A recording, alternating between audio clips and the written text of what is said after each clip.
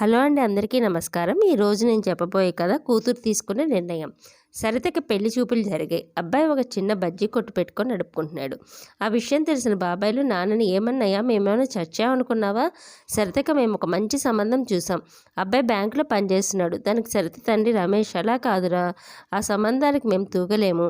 ఆ మాటలకి బాబాయిలు ఇద్దరు పెళ్లి ఖర్చులు నువ్వు పెట్టుకో అన్నయ్య, చాలు, కట్నం అది మేము చూసుకుంటాం. ఆ తర్వాత సరితకి పెళ్లి చూపులు జరగడము, పెళ్లివారు కట్నంగా అక్షరాల 2,00,000 రూపాయలు అడగడము, బాబాయిలు మేము ఇస్తామని భరోసా ఇవ్వడం అన్నీ జరిగిపోయాయి. సరిత అదృష్టానికి అందరూ మురిసిపోయారు, ముఖ్యంగా వాళ్ళ అమ్మ.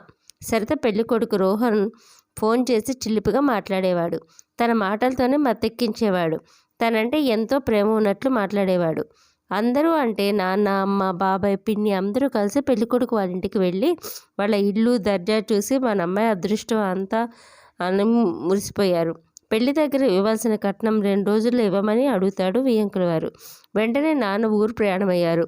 బాబాయ్ని కలిసి అక్కడి నుంచి వాళ్ళ ఇంటికి వెళ్ళి కట్నం డబ్బులు ఇచ్చి వస్తావా అని చెప్పారు. అప్పటికి పెళ్లి పనులు మొదలు పెట్టేశారు. రావాల్సిన చుట్టాలు నెమ్మదిగా ఒక్కొక్కరు వస్తున్నారు. బాబాయిలు, పిన్నిలు అందరూ వచ్చారు. సరితని పెళ్లి కూతురు చేశారు. ఇంటికి పందిరి వేయడం, కొత్త బట్టలు కొనడం అన్నీ సరితకి తండ్రి తన దగ్గరున్న డబ్బు ఖర్చు పెట్టడమే కాకుండా కొంత అప్పు కూడా చేస్తాడు. సరిత తండ్రికి చిన్నప్పుడే తండ్రి చనిపోవడంతో కుటుంబ బాధ్యత మీద పడింది. తండ్రి దాచింది ఒక్క రూపాయి కూడా లేదు. తన భార్య మంగళసూత్రం అమ్మి అతనికి చిన్న కొట్టు పెట్టించింది. 2 తమ్ముళ్ళు, చిన్న చెల్లి అందరినీ అమ్మ నాన్నే చూసుకునేవారు. వాళ్ళకి చదువులు చెప్పించారు. 2 తమ్ముళ్ళు గవర్నమెంట్ ఉద్యోగాల్లో స్థిరపడ్డాడు. ఇంకా చెల్లికి పెళ్లి తన తాహతుకు మించి మంచి సంబంధం చూసి పెళ్లి చేశారు. అయితే అత్త దురదృష్టం కొద్దీ పెళ్ళైన 5 సంవత్సరాలకి భర్తను పోగొట్టుకుని మళ్ళీ అన్నపంచని చేరింది. భర్త నుంచి ఆమెకి ఒక 2 ఎకరాల పొలం వచ్చింది. అది అమ్మమ్మ అన్నయ్యకి చెప్పినా చెల్లికి ఎప్పటికైనా పనికి వస్తుందని దాన్ని అలాగే ఉంచేశాడు. బాబాయిల దగ్గరకు వెళ్ళిన నాన్న దిగులతో ఇంటికి వచ్చారు. దాంతో అమ్మ కంగారు పడింది. నాన్న జరిగిన విషయం చెప్పారు.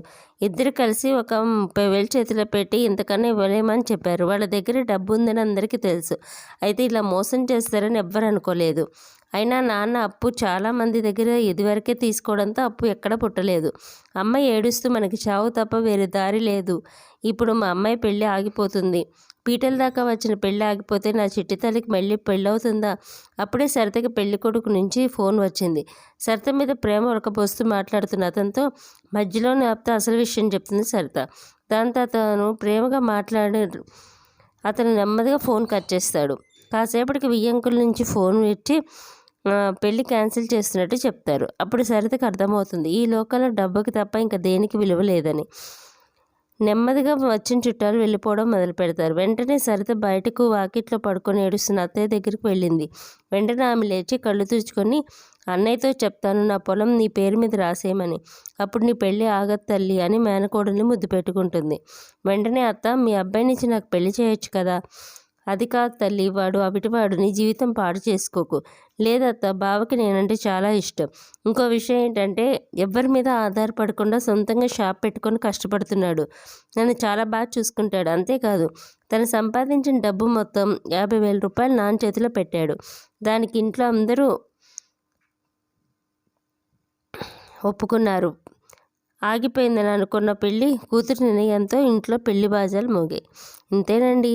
మీకు మా కథ నచ్చితే లైక్ చేయండి, షేర్ చేయండి, కామెంట్ రూపంలో మీ విలువైన అభిప్రాయాలు తెలియజేయండి. సబ్స్క్రైబ్ చేసుకోవడం అస్సలు మర్చిపోవద్దు.